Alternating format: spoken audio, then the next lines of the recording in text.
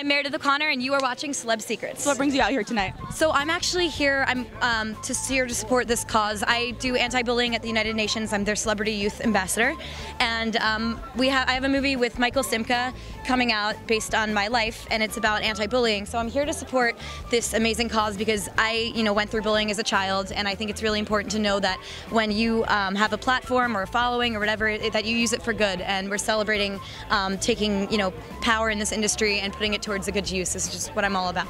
And what do you think is one thing that people don't understand about bullying? Because we hear about it a lot, but we don't see any. So I think a misconception is, I used to model, and that's how I got signed to Republic. Before I got signed, I was a model. And people always see in the movies, like, the girl who's not what society considers beautiful is the one that gets bullied.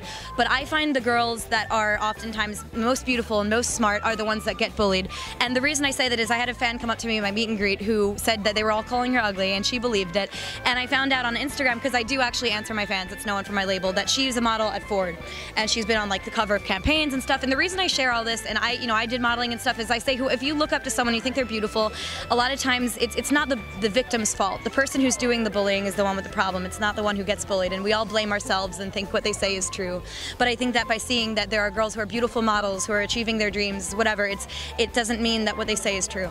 And what does empathy mean to you? How would you define it? Empathy is the single most important thing we can do to stop bullying. I think if you're lucky enough to be different, don't ever change. And those who are being, bullied or who are bullying, a lot of times we need to realize that empathy will, by implementing that as a child, you won't ever have to rely on bullying as a way to think to get through high school. You don't really need to go through that. So I think Empathy Rocks is something that I wanted to support, and I've always wanted to have implemented for a long time, so I'm very excited to be able to help support it.